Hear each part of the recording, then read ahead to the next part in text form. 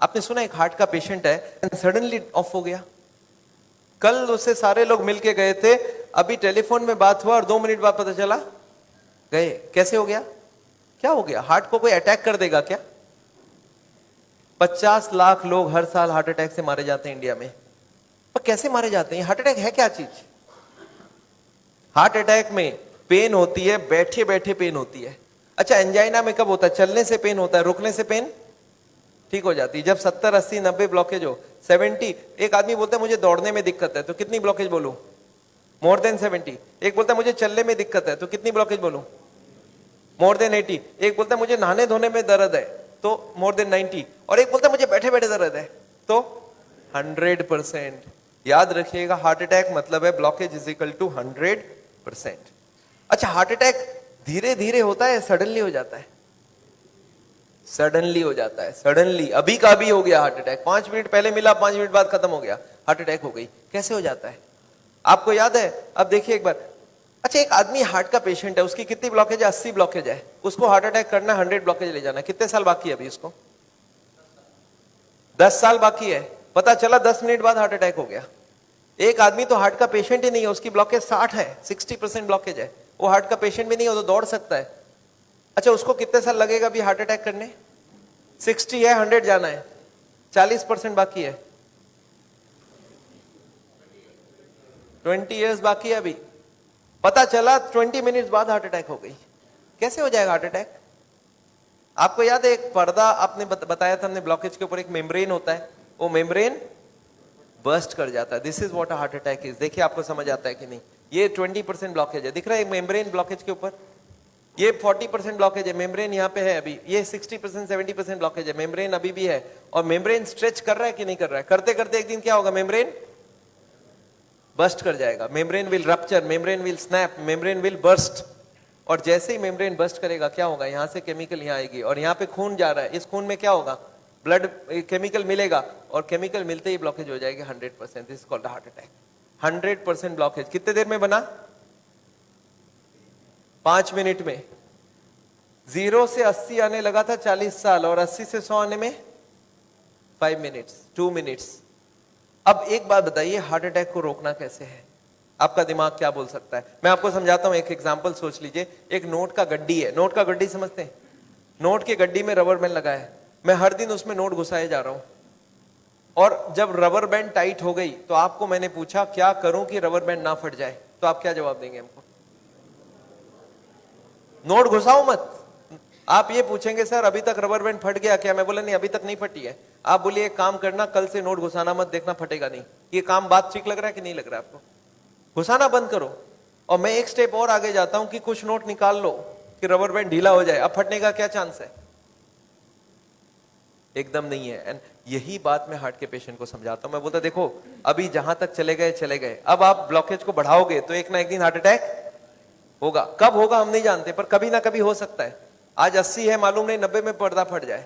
ये पर्दा कब फटेगा हमको नहीं मालूम है। हर आदमी का पर्दा अलग अलग है, हर आदमी की मेम्ब्रेन अलग अलग स्ट्रेंथ की है। अब कब फटेगा नहीं मालूम, पर एक बात पक्का मालूम है कि आज से नोट घुसाना बंद कर दिया तो फटने के चांस कम हो जाएगा, और कुछ नोट निकालना चालू कर दिया तो। आपको क्या लगता है, लॉजिकल बात हो रही है कि नहीं? वो जो कारण है ब्लॉकेज का उसको हटाओ और बॉडी में सप्लाई फैट का बंद करो, अब हार्ट अटैक का chance is almost nil, almost nil. और यही बात मैं हार्ट के पेशेंट को समझाता हूं। आपको क्या लगता है, सही हुआ कि नहीं हुआ? कॉमन सेंस के बात यही बोलता है कि नहीं? ब्लॉकेज का कारण को हटाओ और खत्म करो बात। तो ये है हार्ट अटैक रोकने का उपाय। मैंने देखा है बहुत सारे पेशेंट ये करते नहीं है, वो खाना पीना गलत खाते रहते हैं, दवाइयां खाते हैं। कार्डियोलॉजिस्ट को पूछ भी लेते हैं कि डॉक्टर साहब मैं आपसे दवाई ले रहा हूं तो आपके अंडर में हो गया ना? डॉक्टर बोलता है हाँ मेरे अंडर में हो। बोलता है डॉक्टर साहब कभी हार्ट अटैक हो जाए तो आप कहां मिलोगे? मैं अभी ब्लॉकेज बढ़ा रहा हूं, आप सिर्फ हमको बताओ हार्ट अटैक के वक्त आप। अच्छा, कार्डियोलॉजी भी बड़ा खुश रहता है, बोलता है मेरा मोबाइल नंबर रखना, जब भी हार्ट अटैक हो मुझे इन्फॉर्म करना और मैं आपको बताऊंगा कहां पहुंचना है, और मैं भी वहीं पहुंचूंगा, फिर आपको बचाने की पूरी कोशिश करूंगा। पर हार्ट अटैक के बाद, हार्ट अटैक के पहले करने का कुछ जरूरत। आपको क्या लगता है, सही बात हो रहा है गलत हो रहा है? अरे हार्ट अटैक के पहले ही रोक लो ना कि हार्ट अटैक। पर मैंने देखा आजकल ऐसा ही कुछ हो रहा है। Anyway I don't want that. अच्छा एक बात बताइए, ये जो पेशेंट है जिसका ब्लॉकेज बढ़ रहा है, ये सब जानता भी नहीं है क्या क्यों ब्लॉकेज बढ़ रहा है, कार्डियोलॉजिस्ट के पास जाए तो उसको बता देना चाहिए कि नहीं किस लिए ब्लॉकेज हो रहा है? अच्छा अगर हार्ट के हॉस्पिटल में आप चले जाएं तो वो लोग भी यही सब बात करेंगे ना आपसे? क्या लगता है, हाँ या ना? वो लोग क्या बात करेंगे? उनके पास दो प्लान है, एक है बाईपास सर्जरी और एक है एंजियोप्लास्टी। अच्छा इतनी कॉमन सी बात है, ब्लॉकेज का कारण को रोको, वो इसको नहीं बता के बाईपास एंजियोप्लास्टी क्यों बोल रहे हैं? आपको क्या लगता है? आगे पहले कॉमन बात बताओ, फिर तो बाईपास सर्जरी एंजियोप्लास्टी की बात करते हैं। वो लोग चाहते नहीं है ये सब ज्यादा, वो बोलते हैं भाई हमारी बाईपास की काम अच्छी। अच्छा वो लोग कैसे ले जाते होंगे आपको उस तरफ, मैं आपको समझाना चाहता हूं कैसे ये सिस्टम बन गया कि वो बाईपास एंजियोप्लास्टी की तरफ चले जाते आदमी। मैं आपको समझाता हूं। एक आदमी है, ऑर्डिनरी आदमी है, खाने में खूब चर्बी खाता है, उसको क्या मालूम इससे ब्लॉकेज होता है, सिगरेट उगरेट पी रहा है। एक दिन चलते चलते वो देख रहा है जब मैं स्पीड लेता हूं मेरे को यहाँ पे दर्द हो जाती है, फिर मैं रुक जाता हूं दर्द ठीक हो जाती है। कितनी ब्लॉकेज है? 80। चलने में स्पीड लेते ही दर्द हो रहा है, जब वो दादर चढ़ता है, सीढ़ियां चढ़ता है, उसको दर्द होता है। तो कितनी ब्लॉकेज हो गई? 80। अच्छा वो बताएगा क्या किसी को? सोचता है कि अभी तो मैंने फील किया है, अगर घर में जाके बता दूंगा घर वाले परेशान हो जाएंगे। एक तो ऐसे ही वो परेशान है, इतने सारे कॉम्प्लिकेशंस है घर पे, और मैं ये भी बता दूं तो झंझट हो जाएगा। बताता नहीं है। कितने दिन तक नहीं बताता है? 2 4 6 महीने तक वो खींचता रहता है। क्या करता है? जब भी स्पीड लेने का काम होता है बोलता है मैं धीरे धीरे जाऊंगा, आप छोड़ दो, जाने दो। जब दादर चढ़ना होता है तो धीरे से चढ़ता है, सामान उठाना होता है नहीं उठाता है, पर धीरे धीरे पता चल जाता है। एक दिन वाइफ बोलती है आप स्पीड में चलिए, पेशेंट बोलता है मेरे से स्पीड नहीं चला जाता है। बोला क्यों? बोलता मेरे को यहाँ दर्द होती है। वाइफ बोला आपने कभी बताया नहीं? बोलता नहीं वो तो थोड़े दिन से हो रहा है ना, कुछ दिनों से। वाइफ अब छोड़ देगी वाइफ या नहीं छोड़ेगी? वाइफ बोलती है चलो कल डॉक्टर के पास जाएंगे। तो लोकल कार्डियोलॉजिस्ट के पास पहुंच गए। अच्छा लोकल कार्डियोलॉजिस्ट को जाके बता दिया कि डॉक्टर साहब जब मैं स्पीड लेता हूं तो यहाँ पे छाती में दर्द हो जाता है, फिर रुकता हूं ठीक हो जाता है। अच्छा उनको कुछ आइडिया लग जाएगा? वो ईसीजी करके देखते हैं, उसमें कुछ नहीं आता है। पेशेंट बोलता है सर ईसीजी में नहीं आएगा, आप चला के ईसीजी लीजिए तब आ जाएगा। उसको मालूम है चलने से दर्द होता है, तो डॉक्टर स्ट्रेस टेस्ट कराता है, उसमें खराबी आ गई। अब इसका मतलब क्या हो गया? हार्ट की बीमारी है या नहीं है? ऑलमोस्ट पक्का हो गया। अब कार्डियोलॉजिस्ट क्या बोलते हैं? बोलते देखो आपको हार्ट की बीमारी हो गई है। पेशेंट घबरा जाता है, बोलते सब क्या करूं? बोलते एक काम करो, मैं एक हॉस्पिटल का नाम लिख के देता हूं, उसमें चले जाओ, और एक कार्डियोलॉजिस्ट का नाम लिख के देता हूं, उसके पास चले जाना, और वहां पे वो जाके एंजियोग्राफी करेंगे, उससे पता चलेगा ब्लॉकेज है या नहीं है, और उसके बाद वो बाईपास सर्जरी एंजियोप्लास्टी जो भी बोलेंगे वो सब करवा लेना। पेशेंट बोलता है इसका मतलब वो सब करा लो? बोला हाँ जो भी निकलेगा उस हिसाब से करा लेना। पेशेंट बोलता है सर और कोई बात? बोला एक काम कर देना मेरा, उनको बता देना मैंने ही आपको वहां पे भेजा है। अच्छा इसका भी कुछ फायदा है ना? अच्छा अब आप कहां चले गए नेक्स्ट डे? पेशेंट पहुंच गया हार्ट के हॉस्पिटल में, कार्डियोलॉजिस्ट को बता दिया कि मैं स्पीड लेता हूं मेरे को छाती में दर्द होता है। कार्डियोलॉजिस्ट को कुछ समझ आ गया क्या? उनको बहुत अच्छे से समझ आ गया, एक नया पेशेंट आ चुका है। अच्छा वो बोलते नहीं ऐसा, वो क्या बोलते हैं? वो बोलते हैं मेरे को डाउट है ये ब्लॉकेज है या नहीं है। अच्छा पेशेंट खुश हो जाता है। पेशेंट बोलता है वो डॉक्टर तो मेरे को डरा ही दिया था, बोलता है हार्ट की ब्लॉकेज है, और ये बड़ा डॉक्टर ये बोलता है मेरे को डाउट है। पेशेंट बोलता है मेरे को हार्ट की बीमारी हो ही नहीं सकता। अरे मैं कभी कोई गलत काम किया ही नहीं, सिगरेट तो बहुत लोग पीते मैं भी पीता हूं, और चर्बी उर्बी तो बहुत लोग खाते मैं तो थोड़ी बहुत ही खाता हूं। तो पेशेंट क्या सोचता है कि कुछ निकलेगा तो नहीं, डॉक्टर ठीक ही बोल रहा है, कुछ मिलेगा ही नहीं। पेशेंट बोलता है सर कोई उपाय है, पता चल जाए ब्लॉकेज कितना है। कार्डियोलॉजिस्ट बोलते हैं बस एक एंजियोग्राफी कर लेते हैं, आपको देख लेते हैं है या। अच्छा पेशेंट मान जाएगा नहीं मान जाएगा?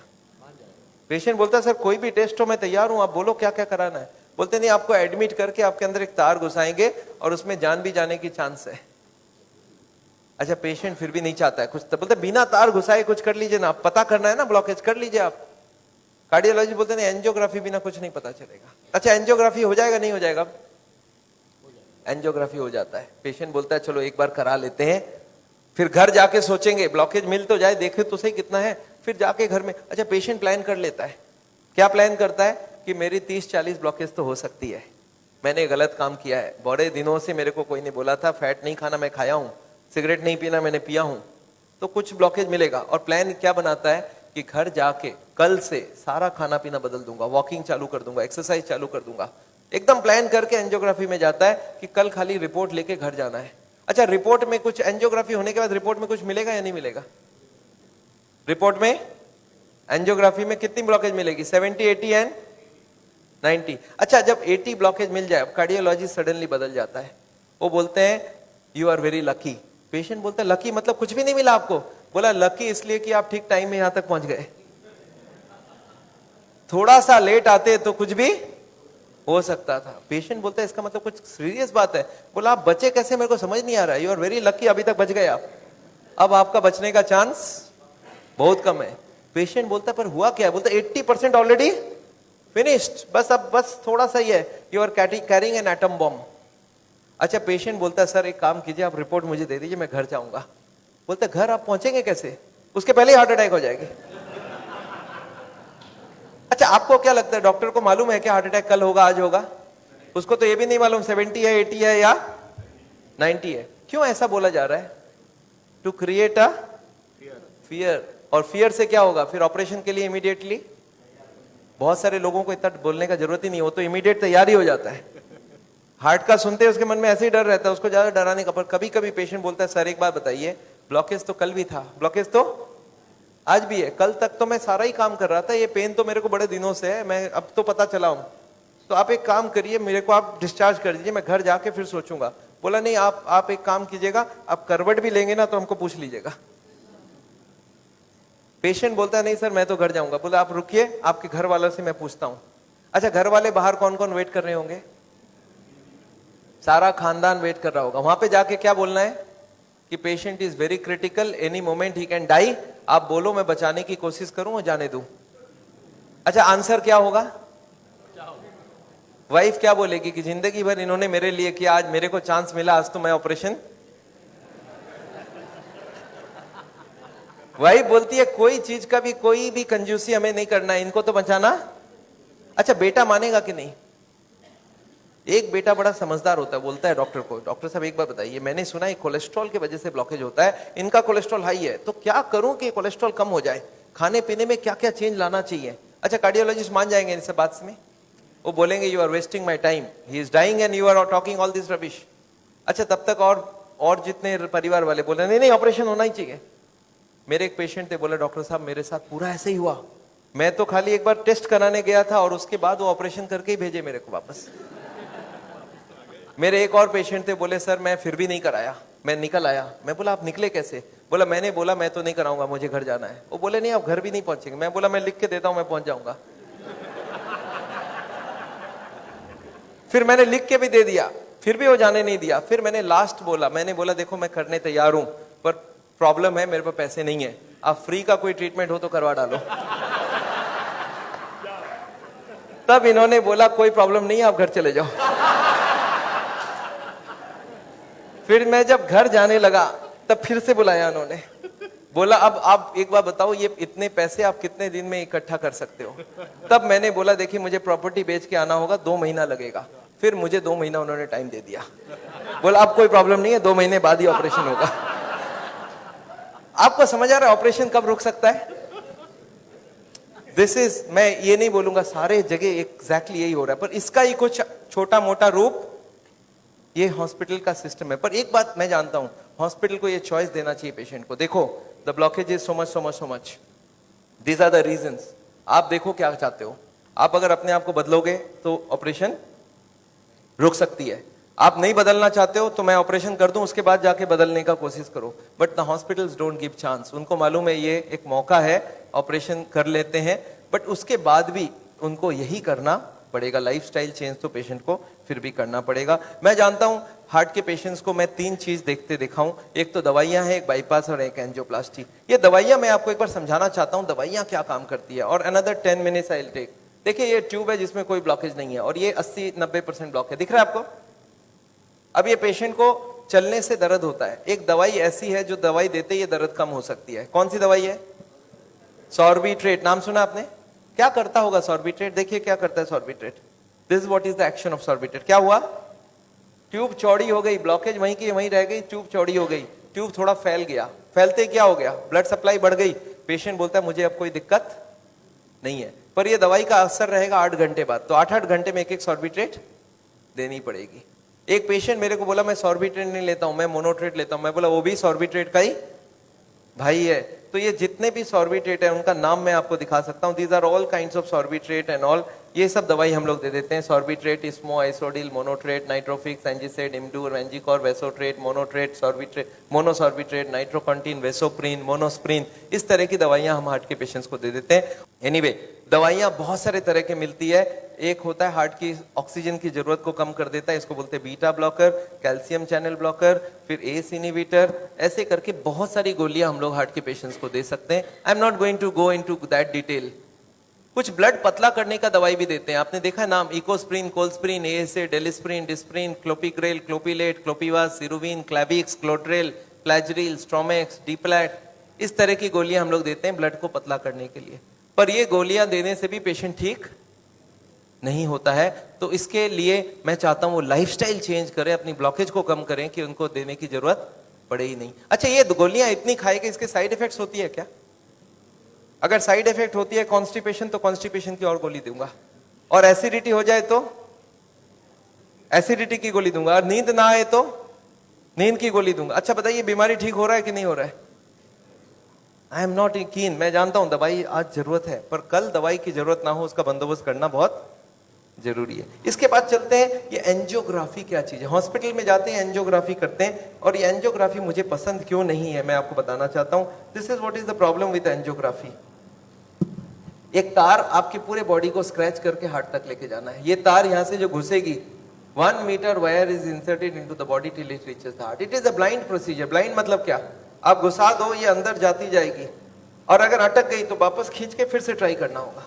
मतलब वो अंदर स्क्रैच करेगा ही करेगा, पूरे बॉडी को स्क्रैच करती है। वो लिखवा लेते हैं कि अगर हार्ट अटैक हो गया तो मेरी कोई जिम्मेवारी नहीं है, और ये पूरे बॉडी को ये पंक्चर भी कर सकता है। मैंने ऐसे ऐसे पेशेंट देखे हैं कि एंजियोग्राफी के वक्त ही डेथ हो गई। एंजियोग्राफी में पैर को काटना पड़ा अल्टीमेटली, क्योंकि वो पैर की ट्यूब को डैमेज कर दिया।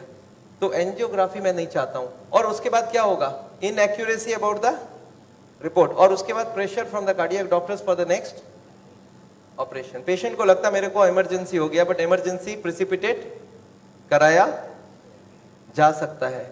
एनीवे, ये एंजियोप्लास्टी जो है, ये दो ऑपरेशन, दो चीज वो लोग करते हैं, एक एंजियोप्लास्टी, एक बाईपास सर्जरी। मैं एंजियोप्लास्टी 2 मिनट आपको समझाना चाहता हूं। What is this angioplasty? एक स्टेंट लगाते हैं, सुना आपने नाम? एक रिंग लगा देते हैं हार्ट में। What is this? Let me explain what is this. पिछले 20 साल में ये जो एंजियोप्लास्टी है, ये बार बार फेल किया और बार बार इसको सक्सेस बताया गया है। पहले आई थी बैलूनिंग, बैलून एंजियोप्लास्टी। उसके बाद बहुत सारे तरह के एंजियोप्लास्टी आई, ऑर्डिनरी स्टेंट आई, फिर गोल्ड स्टेंट आई, फिर रोटा ब्लेडर आया, रेडियो एक्टिव स्टेंट आई, लेजर एंजियोप्लास्टी आई, आजकल चल रहा है ड्रग कोटेड स्टेंट। पर ये सारे के सारे फेल हुए हैं। क्यों फेल हुए, एक बार समझाना चाहता हूं। देखिए, ये बैलूनिंग क्या चीज है? याद है आपको एंजियोग्राफी के वक्त तार अंदर घुसाई थी, वो कहां तक गई थी? हार्ट तक, यहां तक तार आई थी। इस तार के ऊपर ये बैलून होता है। इस तार को थोड़ा सा धक्का मारते हैं, कभी कभी कार्डियोलॉजिस्ट तार को अंदर रख के बाहर आ जाते हैं, आके बोलते हैं देखो तार अंदर है, बोलो तभी खोल दूं। आप बोलते हैं चलो खोल दो, कितने लगेंगे? 2 लाख लगेंगे। 2 लाख दे दिया। अब ये तार को ये लोग धक्का देते हैं थोड़ा और, तो तार की जो बैलून है ये बीचों बीच आ जाती है ब्लॉकेज में। अब इस बैलून में पानी डालना होता है। ये बैलून ऐसा होता है, इसमें पानी डालते ही बैलून फूल जाती है। अच्छा, पानी कैसे डालेंगे? आपने होली में बैलून फुलाया एक सिरिंज से? सिरिंज में पानी ले लो, सिरिंज को दबा दो तो बैलून के अंदर पानी घुस जाए। तो बाहर से सिरिंज से पानी डालेंगे तो बैलून क्या होगा? फूल जाएगी। फूलते ही ब्लॉकेज कहां गई? साइड में दब जाएगा, ऊपर कंप्रेस्ड हो जाएगी, नीचे कंप्रेस्ड हो जाएगी। अच्छा, ये बैलून को जब पानी निकाल लेंगे तो क्या होगा? बैलून को वहां पे 2-4 सेकंड से ज्यादा नहीं रख सकते, क्योंकि हार्ट अटैक हो जाएगी, 100 हो जाएगी ब्लॉकेज। तो बैलून में पानी डाला और सिरिंज से वापस पानी खींच लिया। जैसे ही पानी खींचा, बैलून वापस चिपक गई, तार को पकड़ के बाहर निकाल लिया। Angioplasty is over. आपको समझ आ रहा है क्या करना पड़ा? ये तार यहां थी, इसी को थोड़ा आगे किया, बैलून डाल, पानी निकाल लिया और ब्लॉकेज वापस। अच्छा, ब्लॉकेज वापस आ जाएगी नहीं आ जाएगी इसके बाद? क्या लगता है आपको? This is elastic. इलास्टिक समझते हैं आप? ये लोहा या पत्थर नहीं, इलास्टिक है। और जैसे ही बैलून निकाल लिया, ब्लॉकेज वापस आने लग गई। थोड़े साल बाद यही कार्डियोलॉजिस्ट मान गए बैलूनिंग काम की नहीं है। पहले क्लेम किया था बैलूनिंग एक बार कराओगे जिंदगी भर चलेगी, फिर मान गए काम की नहीं है। फिर क्या हो गया? फिर वो बोले इसमें स्टेंट लगाना होगा। What is this stent? Look at this, this is the blockage. दिख रहा है आपको येलो कलर की? और इसके अंदर एक बैलून डाल दिया। आपको दिख रहा है ब्लैक कलर का बैलून? बैलून में पानी डाला तो ब्लॉकेज कहां चलेगी? साइड में आ गई। जब बैलून निकाल लेंगे तो ब्लॉकेज वापस आएगी। तो यहाँ पे एक स्प्रिंग लगा देते हैं। ये स्प्रिंग क्या काम करेगा? ब्लॉकेज को आने से रोक देगा। आपको समझ आ रहा है स्प्रिंग का मतलब क्या है? अगर स्प्रिंग डाला गया इसका मतलब क्या है कि ब्लॉकेज वापस आ रही थी। इसका मतलब पहले वाला जो क्लेम था वो गलत था कि बैलूनिंग करा लो ठीक रहा। इसके बाद ये जो स्टेंट लगी, स्टेंट का एक मेजर प्रॉब्लम है कि इसके अंदर से ब्लड जाएगी और फॉरेन बॉडी के अंदर ब्लॉकेज बहुत जल्दी होती है। ये देखा गया है स्टेंट में 6 महीना 1 साल में सारे ब्लॉक आ जाती वापस। और ये जब वापस आने लगी तब इन्होंने थोड़े दिन तक तो बोला नहीं आती है। थोड़े दिन बाद इन्होंने बोला कि नहीं ये स्टेंट तो खराब होगी क्योंकि ये ऑर्डिनरी स्टेंट है, इसमें एक मेडिकेटेड स्टेंट देना होगा। वो दवाई में डाल के स्प्रिंग को निकाल लेंगे, अब बहुत बढ़िया हो जाएगा। तो ड्रग की कोटिंग चल जाए। आपने देखा है चांदी के गहने में सोने की कोटिंग चढ़ाते हैं, तो वो स्प्रिंग के ऊपर कोटिंग चढ़ा देते हैं और वो कोटिंग चढ़ा के लगा दिया, पर इसके बाद भी ये फॉरेन बॉडी ही रही, इसमें वही का वही रिजल्ट आया है। अभी लेटेस्ट है कि 66% people with in 1 year will come back with a reblockage. इसके बाद है बाईपास सर्जरी। एक बहुत बड़ी सर्जरी होती है। देखिए बाईपास सर्जरी मैं इसलिए नहीं चाहता हूं, एक बहुत बड़ा सर्जरी है। एक पूरे चेस्ट को काटो और इसको काट के, इसको चाकू से नहीं कटेगा, इसमें आड़ी से कटेगी। आड़ी समझते हैं आप? आपने मार्बल फिटिंग के वक्त एक देखा गोल चक्का लेके घूमते हैं, ऐसा एक लगा के ये पूरा खुलेगी। इसको अंदर से ऐसे जैक करके ऐसे खोलेगा, अंदर में हार्ट को रोक के उसमें ऑपरेशन होगी। और हार्ट को रोकेंगे तो एक मशीन से पूरे बॉडी को ब्लड जाएगा, इसको बोलते हैं हार्ट लंग मशीन। उसमें कुछ ब्लड डाल के उससे चलाना होगा and during this time the operation has to take place. But this operation is very complicated. Luck अच्छा हो तब ठीक है, नहीं तो कुछ ना कुछ कॉम्प्लिकेशंस रहती है, बहुत सारे लोगों की जान भी जाती है। पर ऑपरेशन के बाद क्या होगा ये देखिए, ऑपरेशन के बाद क्या होगा। ये ट्यूब जो ब्लॉकेज है वो यहीं रह गई, उसके जगह नई ट्यूब लग गई। तो ये ब्लॉकेज के जगह नई ट्यूब लग गई तो क्या हो गया, बाईपास हो गया। पर ये नई ट्यूब में फिर कभी ब्लॉकेज आएगा कि नहीं, आपको क्या लगता है? ये नई ट्यूब में फिर से ब्लॉकेज आती है। अच्छा अब तो 40 साल बाद ही आएगी ना, पिछले बार कितने साल लगी थी आपको याद है? देखिए एक वाई का जवाब सोच के देखिए, ओरिजिनल ट्यूब में कितने साल में ब्लॉकेज हुई थी? 20 से 40 साल। तो कितनी स्पीड रही? 2 से 4%, 6% पर ईयर। और एंजियोप्लास्टी के बाद अगर 2 साल में वापस रीब्लॉकेज होती है तो कितने साल हो गई? 40% पर ईयर। और बाईपास के बाद अगर 5 साल में रीब्लॉकेज आती है तो 20% पर ईयर। जो ट्यूब ओरिजिनली 2% की ब्लॉकेज कर रही थी वो अब ऑपरेशन के बाद उसकी स्पीड क्यों बढ़ गया? क्योंकि अब वो ओरिजिनल नहीं रहा। हमारी बॉडी को जब तक ओरिजिनल रखो तब तक अच्छी बात है। हमारे प्राइम मिनिस्टर ने भी 2 बाईपास कराई है, एंजियोप्लास्टी 5 स्टेंट लगाई है। पर मैं जानता हूं उसके बाद भी तो फिर से कराना पड़ा। एक बार कर लिया, दूसरी बार कराए, कब तक करा सकता आदमी? और मैं जानता हूं बॉडी में एक बार कॉम्प्लिकेशन कराना, उनके लिए तो चलो बहुत बड़ा टीम लगेगा। हर आदमी के लिए इतनी बड़ी टीम नहीं भी लग सकती है और इतना बड़ा ऑपरेशन नहीं भी कर सकते ठीक से। पर मैं जानता हूं अगर ऑपरेशन बिना ही हमारी काम बन जाए, अगर हम लाइफस्टाइल को ही चेंज करके कर सकते हैं तो हम ऑपरेशन क्यों करवाएं? And this is what is the contention. Nevertheless मैं हार्ट के पेशेंट को एक ही चीज समझाता हूं कि ब्लॉकेज अगर रिवर्स करना है तो उसके लिए थोड़ा आपको एक्यूरेसी करना होगा। What is this accuracy? You understand? This is the accuracy. इस पिक्चर को आपने देखा है, इसमें एक्यूरेसी लिखा है। कितना एक्यूरेसी है इसका मतलब? मैं आपको समझाता हूं। ये एक ड्रम है, ये ड्रम में मैं पानी भरना चाहता हूं और इसमें 15 छेद है। आप बताइए कितनी छेद बंद करने से ड्रम भरेगी? याद है 15 कारण है। अब इसमें से कितने को कंट्रोल करूं कि ड्रम भर जाए?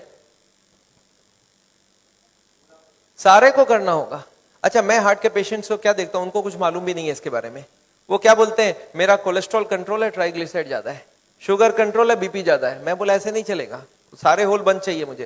बोलते मैं थोड़ा थोड़ा करूं तो कैसा चलेगा? मैं बोला थोड़ा थोड़ा से काम नहीं चलेगा। बोलते मेरा बीपी कम किया हूं पर पूरा कम नहीं कर रहा हूं, 120 नहीं ला रहा हूं, 140 ही रखा हूं। मैं बोला नहीं चलेगा, मुझे सारे फैक्टर्स एक साथ कंट्रोल चाहिए। हाँ इसके लिए शुगर, बीपी, कोलेस्ट्रॉल, ट्राइग्लिसराइड आपसे कम नहीं हो रहा, मैं दवाई देके कम कर देता हूं। पर स्मोकिंग आपको पूरा ही बंद करना होगा, खाने में तेल आपको बंद करना होगा, एक्सरसाइज आपको करना पड़ेगा, ओवरवेट कम करना होगा, खाना पीना में फाइबर ज्यादा डालना होगा। अच्छा ये सब संभव है क्या लोगों के लिए?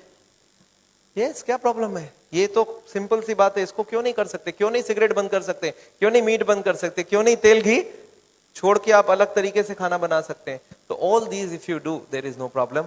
नेवरदलेस मैं जानता हूं, एक और छोटा सा चीज आपको बताना चाहता हूं। अभी एक और नई जो टेक्नोलॉजी आ गई है, आदमी को मैं सोचता था बिना काटे कुछ हो सके। ये हमारी कुकिंग की क्लास है, this is a cooking class. मैं हार्ट के पेशेंट्स को ट्रेनिंग देता हूं। This is my dietitian teaching cooking, zero oil cooking to the patients wives. मैं हार्ट के पेशेंट्स को योगा सिखाता हूं। मैं बोलता हूं कैसे भी करो, योगा करो, आप योगा करने की बहुत जरूरी है। उसके साथ उनको क्या करना चाहिए, क्या नहीं करना चाहिए, कितनी सामान उठानी चाहिए, गाड़ी चलानी चाहिए, स्कूटर चलाना चाहिए, ऑफिस जाओ तो क्या प्रिकॉशन लो, दादर चढ़ो तो क्या प्रिकॉशन लो, आगे कौन सी योगा करो, कब तक करो, कौन सी मेडिसिन लो, कब तक लो। एंड फॉर दिस, हाँ, मैं एक मैगजीन भी निकालता हूं, इसका नाम है साउल टाइम्स। ये मैगजीन मैं हर महीने निकालता हूं, दिल्ली से निकलती है, हिंदी और इंग्लिश में। अच्छा, आपको एक फॉर्म दिया गया है क्या, ऐसा देखिए तो, have you got a form like this? ये फॉर्म में अगर आप अपनी नाम एड्रेस भर के देंगे तो आपको ये मैगजीन आगे आपको मिलता रहेगा हर महीने, हिंदी में इंग्लिश में दोनों में मैगजीन है। और इसके साथ एक छोटा सा और क्वेश्चन ये रखा है कि यहाँ पे अगर हम लोग ऐसा कोई कैंप करवाएं, so how many people will be interested to join such a camp. 1 दिन का या 2 दिन का ऐसा एक कैंप अगर हम करवाएं तो कोई इंटरेस्टेड हो तो प्लीज फिल इट अप।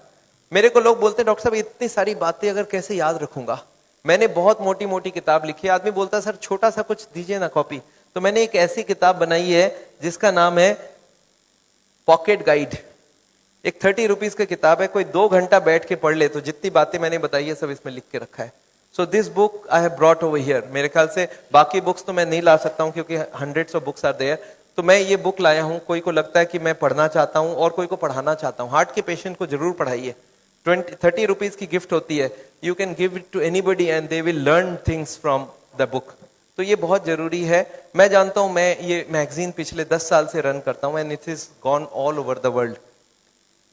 मैं एक नई टेक्निक आपको इसी वक्त बताना चाहता हूं। There is a new machine which has come which can open the collaterals. देखिए कोलैटरल्स का क्या मतलब है, ये ब्लॉकेज है।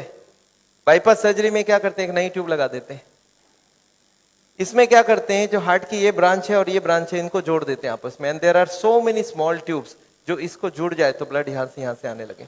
ये जो छोटे छोटे ट्यूब है, ये मैंने बोला था स्पोर्ट्समैन चालू करके रखते हैं, और स्पोर्ट्समैन चालू कर दिया तो क्या हो गया, उसके पास 2 सप्लाई हो गई, एक तो ये ओरिजिनल है और एक साइड वाली भी है। इसको बोलते हैं कोलैटरल। बैंक में आपने लोन लेते हुए देखा है कभी, कोलैटरल्स बोलते हैं। कोलैटरल मतलब क्या, कि ये फेल हो जाए तो दूसरा कोई होना चाहिए। तो ये कोलैटरल्स भगवान ने हमें दे के रखा है। ओरिजिनल तो था ही था, एक कोलैटरल भी दे के रखा, कभी ये फेल हो जाए तो ये चालू करना। अच्छा, ये अगर चालू हो जाए बिना ऑपरेशन के तो इससे अच्छा कुछ नहीं हो सकता। And this is a new machine, new technology which has come. देखिए हमारे मेडिकल साइंस की टेक्नोलॉजी बिना कांटे वाली टेक्नोलॉजी है। ये देखिए, ये ट्यूब्स है जिसमें कोई कोलैटरल्स चालू नहीं है, और ये है ट्यूब्स के सारे कोलैटरल्स चालू हो गए। आपको समझ आ रहा है डिफरेंस दोनों के अंदर? ये जो छोटे छोटे कोलैटरल्स है, ये हमारे सबके पास है, और एक मशीन से इसको या तो स्पोर्ट्स करके चालू कर सकते हैं या तो एक मशीन से चालू कर सकते हैं। ये मशीन क्या करती है सोचिए, ये जैकेट्स लगा दिया हमने कफ में, थाई में, बटक्स में, और सारे को एक साथ स्क्वीज कर दूं तो क्या होगा, इसकी ब्लड कहां जाएगी, बॉडी में ही रहेगी, पर कहां जाएगी, ये हार्ट के तरफ जाके हार्ट की ट्यूब्स को धक्का देके प्रेशर देके इसको खोलेगी। ये प्रेशर 1-1 घंटे तक, 1-1 मिनट, इसको हार्ट के संग सिंक्रोनाइज करके दिया जाता है। सिंक्रोनाइज मतलब हार्ट जब पंप करे तो मशीन पंप नहीं करता है, जब हार्ट पंप करके रिलैक्स करने लगे, जब पूरी ब्लड वापस आती है तो वो स्क्वीज करके सारे ब्लड को एक साथ भेजा जाता है। And this goes on, ECG feed होती है कंप्यूटर को। And this machine we have seen now without bypass surgery. आदमी बोलता है मुझे इमीडिएट रिजल्ट चाहिए, तो without bypass this can work very well. तो इसको हम लोग बोलते हैं नेचुरल बाईपास। नेचुरल बाईपास समझ रहे हैं, भगवान ने ऑलरेडी नेचुरल बाईपास हमें दे के रखी है, स्पोर्ट्समैन चालू करके रखा है। तो आप हार्ट के पेशेंट हो, आप चालू करो, आपके पास कोलैटरल आ गई तो ओरिजिनल नहीं भी होगा तो भी काम चल जाएगी। और एक मैं जैसे ही, हाँ, एक और ट्रीटमेंट आई है जिसको हम लोग बोलते हैं बायोकेमिकल क्लीनिंग। ये अभी बहुत अच्छी रिजल्ट आ सकती है। कुछ केमिकल अंदर डाल के ब्लड में उसको अंदर से गला लिया जाए। जैसे किचन में आपने सुना नाली जाम हो जाए तो क्या करते हैं हम लोग, कुछ केमिकल डालते हैं अंदर से। तो ये केमिकल की भी ट्रीटमेंट आजकल चल रही है, बट अभी भी इसका रिजल्ट हर आदमी में सेम नहीं आता है, but result are still there. बहुत सारे ऐसे पेशेंट है जो 30-40% तक ब्लॉकेज इससे कम हो सकती है। नेवरदिलेस मैं समझता हूं मैंने बहुत सारा लेक्चर आपको दे दिया है। कोई ने मेरे को बोला था एक बार कि डॉक्टर साहब कभी भी किसी को आधे घंटे से ज्यादा लेक्चर मत दिया कीजिए। मैंने बोला क्यों? बोला आपने स्कूल, उसके बाद दिमाग काम नहीं करता है। मैंने बोला क्यों ऐसा बोल रहे हैं? बोलता आपने स्कूल कॉलेज में देखा है कभी भी पीरियड्स 40 मिनट से ज्यादा नहीं रखते हैं, उसमें 5 मिनट आने जाने का वेस्टेज गिन लो, आधे घंटे ही चलेगा दिमाग। मैं बोला पर मैंने देखा आप टीवी देखते हो तो 2-3 घंटा देखते हो एक साथ। बोलते नहीं वो इंटरेस्टिंग हो तो देखते हैं। तो मैं जानता हूं आप हमारे साथ बैठे हैं 2 घंटे के लिए, और आपको जरूर इंटरेस्टिंग लगा होगा। मैं फिर से धन्यवाद देना चाहता हूं ये हॉल को अरेंज जिन लोग ने किया उनको, श्री माफत लाल जी को जिन्होंने आपके लिए ये लेक्चर कराया है, और अगर आपको लेक्चर अच्छा लगा है तो उनके लिए फिर से एक बार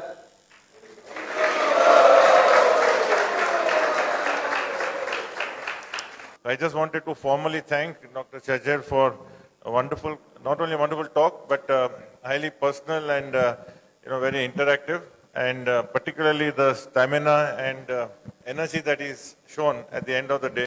Just came back from Hyderabad today, so I think we should give him a much more warm welcome.